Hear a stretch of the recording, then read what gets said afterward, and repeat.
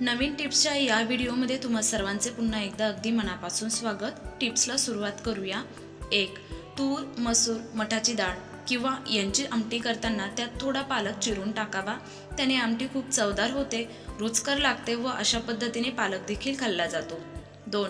कोणतेही चांदीचे दागिने किंवा भांडी चकचकीत करण्यासाठी निरमा पावडर व गरम पाणी एकत्र करून त्यात वरील चांदीच्या वस्तू टाकाव्या। 15-20 मिनिटांनंतर या वस्तू बाहेर काढून कोलगेटने स्वच्छ घासाव्या। चांदीच्या वस्तू खूप चकचकीत निघतात। 3. कोणतेही थालीपीठ किंवा पराठे खुसखुशीत होण्यासाठी पीठ मळताना नेहमी दह्याचा वापर करावा। त्याने पराठे चविष्ट व खमंग होतात, शिवाय खूप खुसखुशीत देखील होतात।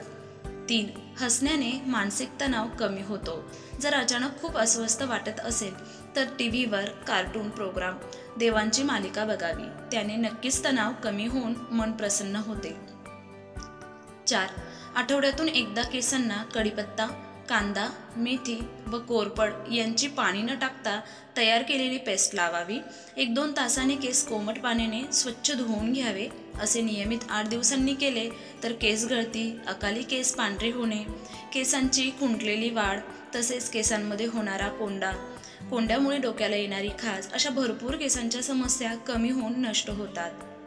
5. लहान मुलांची मालिश करण्यासाठी नेहमी तिळाचे किंवा मोहरीचे तेल कोमट करून घ्यावे व या तेलाने मुलांची मालिश करावी। लहान मुलांचे या तेलाने मालिश केल्यामुळे हाडे मजबूत होतात, स्नायू बळकट होतात, तसेच सर्दी खोकला यांसारखे सांसर्गिक आजार होत नाही। 6. डोसा करताना थोडे साजूक तूप डोशाला लावून घ्यावे व दोन्ही बाजूने डोसा खरपूस भाजून घ्यावा। असे केल्याने डोशाची चव खूपच रुचकर लागते। व्हिडिओ पूर्ण नक्की बघा। चॅनलवर नवीन असाल तर सबस्क्राईब करायला अजिबात विसरू नका।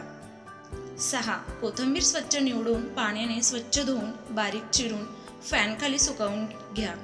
सुकवून घेतलेली ही कोथिंबीर छान कोरडी झाली की हवाबंद बरणीत भरून ठेवा। ही कोथिंबीर आपण केव्हाही कोणत्याही भाजीला वापरू शकतो। ती भाजीत टाकल्यानंतर तिचा हिरवा रंग अगदी तसाच राहतो। अगदीच तुम्ही ही सुकवलेली कोथिंबीर थालीपीठ किंवा पराठ्यांमध्ये देखील टाकवू शकतात। ज्यावेळी तुमच्याकडे कोथिंबीर शिल्लक नसेल त्यावेळी तुम्ही या सुकवलेल्या कोथिंबीरीचा वापर करू शकता। 7. भरताची वांगी भाजताना त्यास खाण्याचे कोणतेही तेल चोळून लावा। त्याने वांगी पटकन भाजली जातात, शिवाय वांगी भाजल्यावर त्याची सालं देखील पटकन निघली जातात। 8. कोणतीही डाळ कुकरला शिजवताना त्यात 5 ते 6 कढीपत्त्याची पाने टाकावे। डाळीला अप्रतिम चव येते। 9. गाजर जास्त वेळ ताजे राहावे यासाठी त्याची दोन्ही बाजूची कडा कापून पिशवीमध्ये गुंडाळून फ्रीजमध्ये ठेवावे। 10.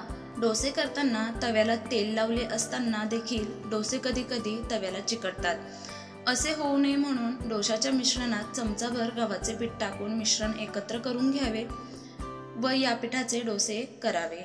यामुळे डोसे तव्याला अजिबात चिकटत नाही। 11. कारल्याचा कडूपणा कमी करण्यासाठी कारले उकडविताना त्यात पाण्यामध्ये मीठ, हळद, तेल टाकावे। शक्य असेल तर लिंबू देखील पिळून टाकावा। तसेच मसाला परतवत असताना त्यामध्ये चमचाभर साखर किंवा गूळ घालावा। कारले अजिबात कडू होत नाही। 12. नेहमी पेरू खाल्ल्याने पोट साफ राहते। 13. कोणत्याही ग्रेव्हीच्या भाजीमध्ये खसखसची पेस्ट टाकायची असेल तर खसखस सुरुवातीला 10 ते 20 मिनिट पाण्यात भिजवून घ्या, मगच तिची पेस्ट बनवा।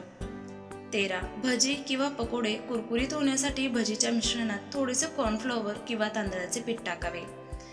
प्रत्येक सुगरणीसाठी आजच्या या टिप्स नक्कीच उपयोगी पडणाऱ्या आहेत। या छोट्या मोठ्या टिप्सनेच प्रत्येक गृहिणी रुचकर स्वयंपाक शिकण्यास प्रवृत्त होते किंवा तिला आवड देखील निर्माण होते।